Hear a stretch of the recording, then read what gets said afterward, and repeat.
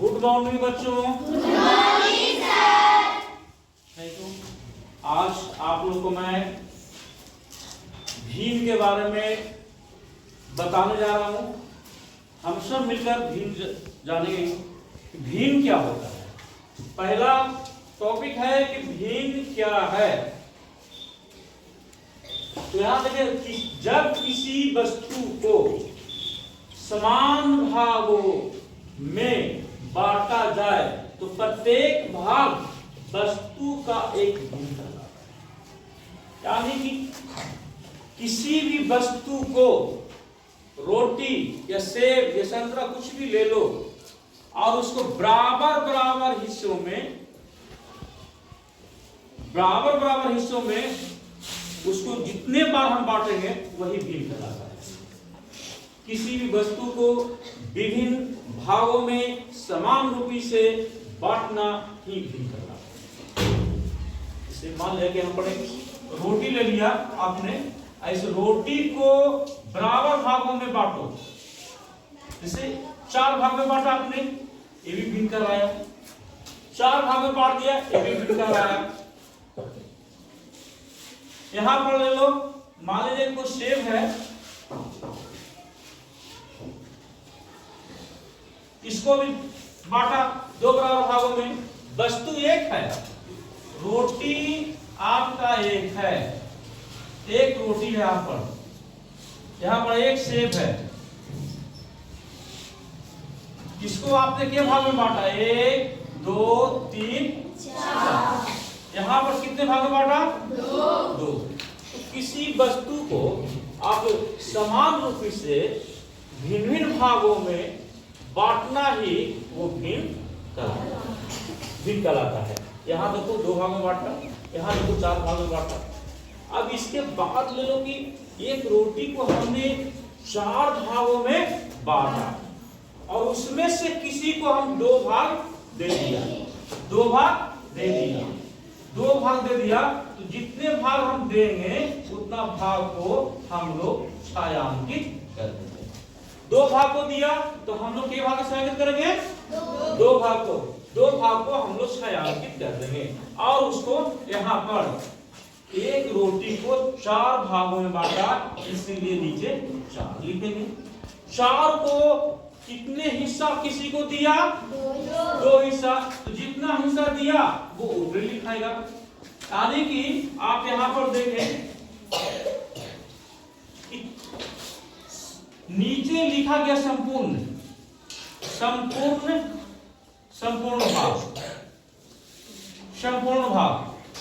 भाग आपने नीचे लिखा और उसमें से जितना हिस्सा आपने किसी को दिया वो हिस्सा को आपने कहाँ लिखा? ऊपर लिखा ना। अब एक रोटी को 4 भागों में बांटा, 1 2 3 4, तो 4 को हमने नीचे लिखा, बट्टा के नीचे। आप जितने हिस्सा किसी को दिया उसको कहाँ लिखा? ऊपर। तो यहाँ याद रखेंगे आप लोग कि संपूर्ण भाग नीचे लिखाता है और बट्टा के ऊपर हिस्सा लिखाता है। जितना किसी को दिया ना उसको क्या बोलते हैं? हिस्सा। और हिस्सा को ही बोलेंगे हम लोग। जानते हैं क्या बोलेंगे हिस्सा को? हिस्सा को हम लोग बोलते हैं अंश। क्या बोलते हैं? अंश। और इसको बोलते हैं हम लोग हिस्सा को क्या बोलते हैं? अंश। और संपूर्ण भाग को ये चीज आप लोग मान लेंगे। आप लोग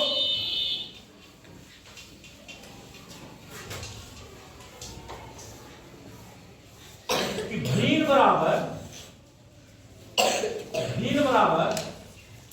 आपको बनकर तैयार हो गया।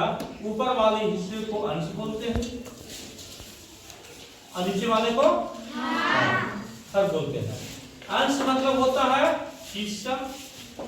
अंश मतलब हो गया हिस्सा।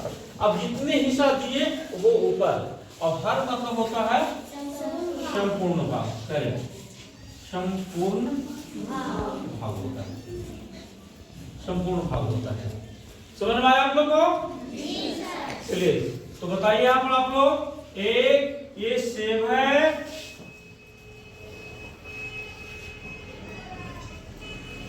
चलिए एक सेब को हमने दो भाग में बांट दिया। ठीक, कितने भाग में बांटा? दो भाग में बांट दिया।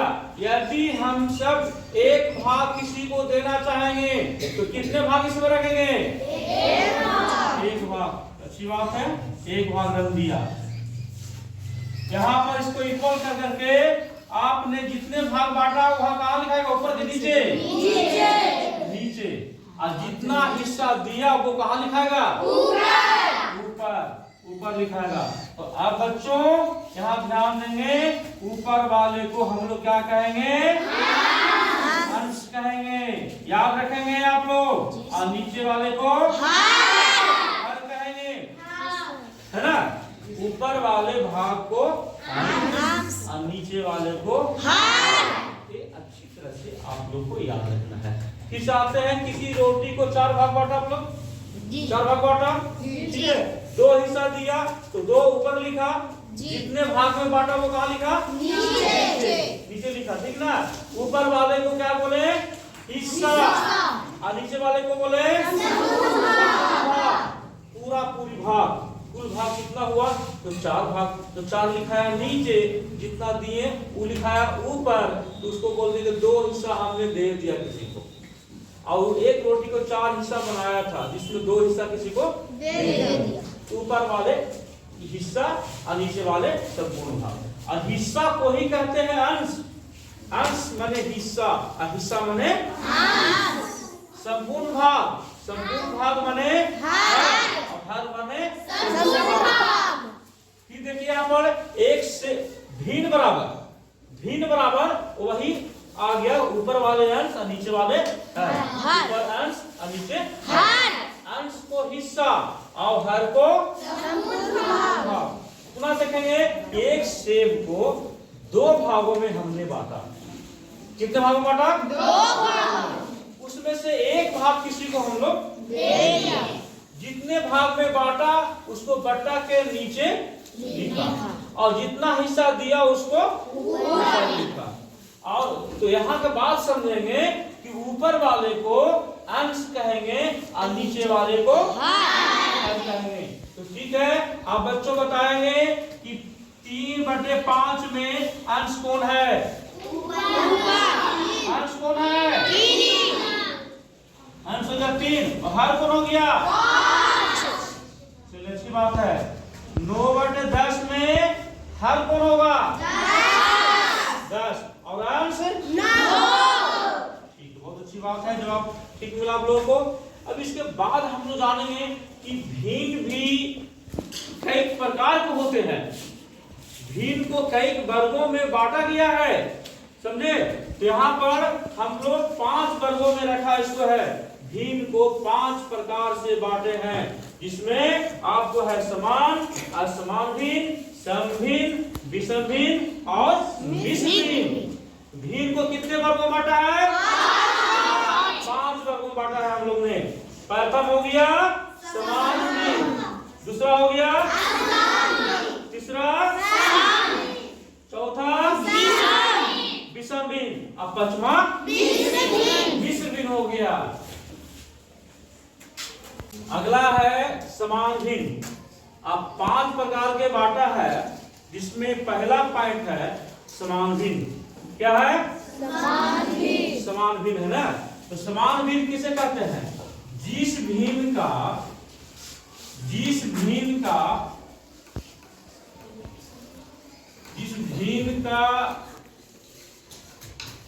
हर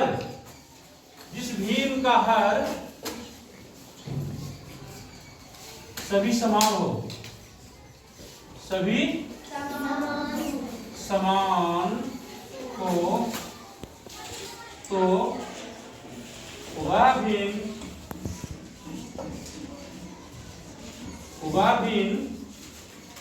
समान भिन्न कहलाएगा। वह भिन्न समान भिन्न कहलाएगा।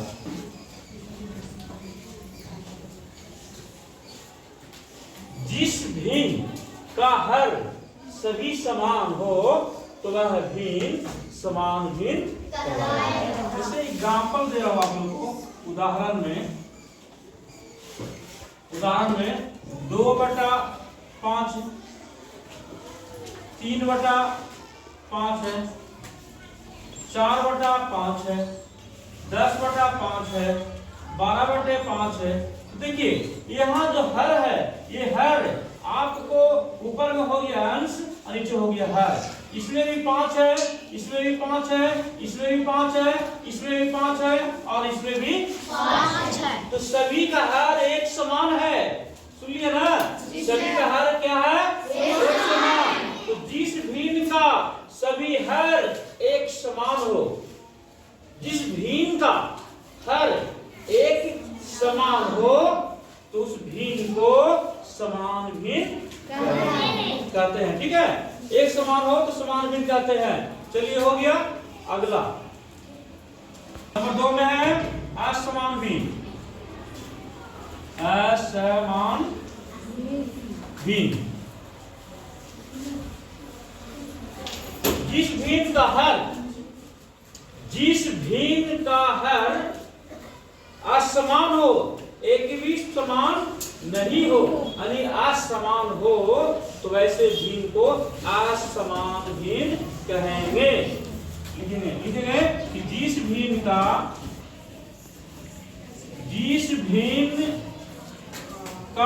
हर समान नहीं हो, जिस भिन्न का हर समान नहीं हो तो वह भिन्न असमान भिन्न कहलाएगा। असमान भिन्न कहलाएगा।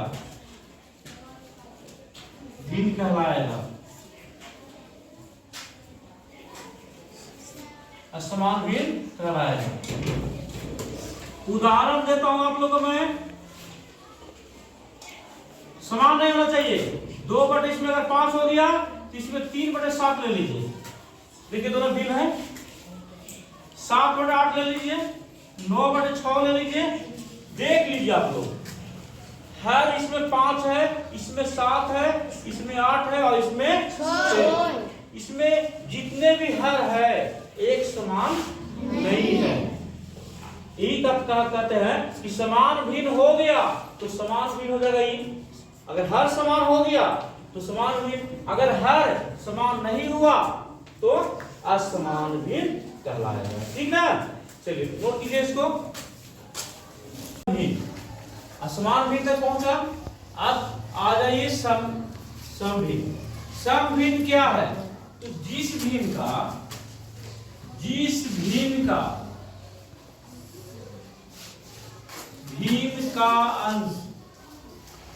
अंश छोटा हो, अंश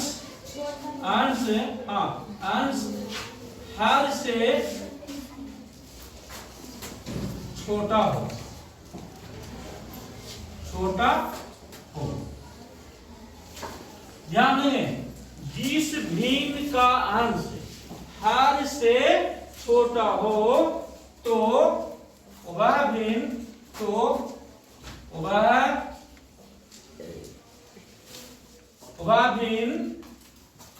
समभिन्न कहलाएगा। समभिन्न कहलाएगा।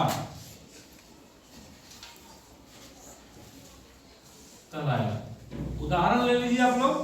उदाहरण में इसमें कि जिस भिन्न का अंश छोटा हो, किससे? हर से अंश क्या हो? छोटा हो, यानी कि ऊपर में छोटा और नीचे में बड़ा हो, यानी कि आपका हो गया अंश हो गया छोटा, अंश छोटा और हर हो गया बड़ा। हाँ, हर हो गया बड़ा। ले लीजिए उदाहरण में आप लोग 2/5 ले लीजिए, 3/9 ले लीजिए, 10/20 ले लीजिए। क्या देखिए ऊपर वाले अंश जो है छोटा है, 5 से छोटा है 2, 9 से छोटा है 3, 10 से छोटा है 20, यानी कि हर से अंश क्या है? छोटा। यानी कि हर से अंश क्या है? छोटा। अंश से हर क्या है? छोटा। 20 नीचे 20 है, ऊपर 10, तो छोटा कौन है? 20 हो गया 12 और 10 हो गया छोटा। 9 हो गया 12 और 3 हो गया छोटा। 5 हो गया 12 और 2 हो गया छोटा। यानी निचलौका से उपलौका छोटा, निचलौका से उपलौका छोटा, निचलौका से उपलौका छोटा, यानी हर से अंश क्या समझ में आया? हर से अंश छोटा। आप लोग नहीं बोलते तो मतलब समझ नहीं आ रहा है, स्पष्ट बताइएगा आप लोग। चलिए इसका हो गया। अब आ जाइए आप लोग इसका उल्टा विषम। आ जाइए आप लोग विषम में। विषम भिन्न, एक चीज यहां ध्यान देंगे, सम भिन्न को जानते हैं, सम भिन्न को उचित भिन्न भी कहा जाता है। इस सम भिन्न को उचित भिन्न भी कहा जाता है। सम भिन्न को उचित भिन्न भी कहा जाता है, उचित भिन्न कहा जाता है। याद रखेंगे आप लोग, सम भिन्न को क्या कहा जाता है? सम भिन्न को क्या कहते हैं? उचित भिन्न। आप लोग लगता है खा के नहीं आए क्या? जवाब नहीं आ रहा है। विषम भिन्न, इसका उल्टा ले लीजिए। जिस भिन्न का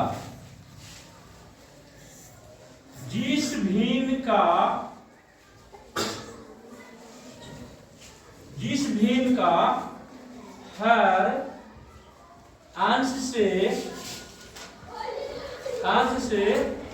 छोटा हो। क्या हो? छोटा हो तो वह भिन्न विषम भिन्न कहलाएगा।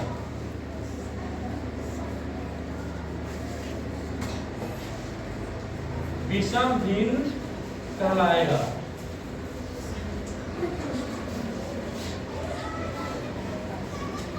ध्यान देंगे यहाँ पर आप लोग।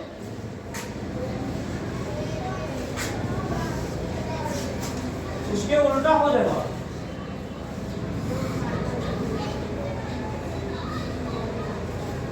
इसमें है कि ऊपर वाला बड़ा, नीचे वाला छोटा।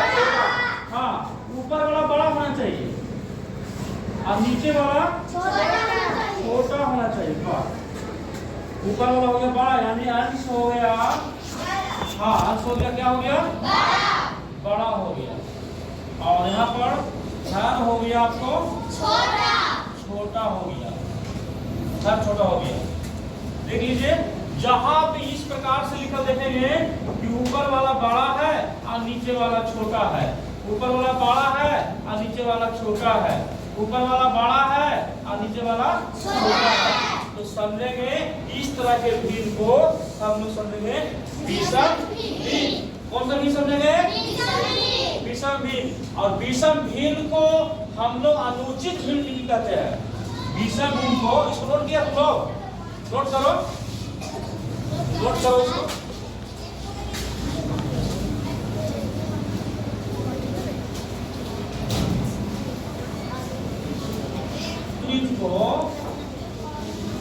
विषम भिन्न को अनुचित भिन्न कहते हैं।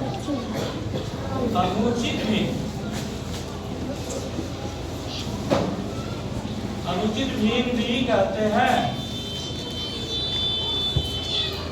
नोट कीजिए इसको।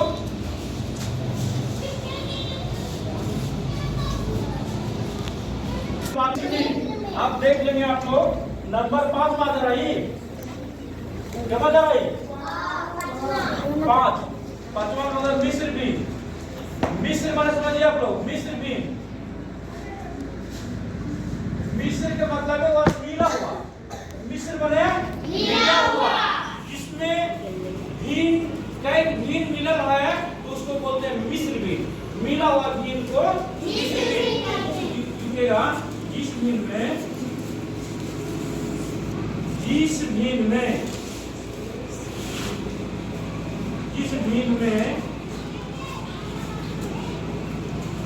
पूर्णांक संख्या के साथ पूर्णांक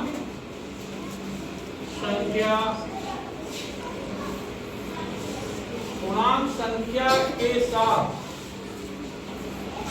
साथ यदि समभिन्न हो, जिस भिन्न में पूर्णांक संख्या के साथ यदि समभिन्न हो, समभिन्न हो तो वह भिन्न मिश्र भिन्न कहलाएगा। मिश्र भिन्न कहलाएगा। ध्यान नहीं है ना, इसमें है मिला हुआ भिन्न, दो भिन्न है, एक हो गया पूर्णांक संख्या हो गया और एक हो गया समभिन्न। एक समभिन्न हो गया, दोनों भिन्न जहां मिल गया वो हो गया आपको मिश्र भिन्न। मिला हुआ भिन्न को मिश्र भिन्न कहते हैं। देखिए ये 3 हो गया और यहां पर कर दीजिए 1/2। 3 पूर्णांक 1/2 तो है ना। देखेंगे ये हो गया समभिन्न, 1/2 हो गया समभिन्न और ये हो गया पूर्णांक संख्या। यदि किसी भी पूर्णांक संख्या के साथ समभिन्न हो तो वह संख्या आपको मिश्र भिन्न कहलाएगा। मिश्र भिन्न को हम लोग विषम भिन्न में ला सकते हैं, मिश्र भिन्न को विषम भिन्न में ला सकते हैं और विषम भिन्न को मिश्र भिन्न में ला सकते हैं। किस प्रकार देखिए, जब ये 3 पूर्णांक 1/2 है, अगर चाहेंगे तीनों नहीं दो दिया 6 1 7/2। देख लीजिए आगे क्या किया गया। ये आपका हो गया, ये आपका हो गया आपको मिश्र भिन्न हो गया और ये हो गया आपको विषम भिन्न।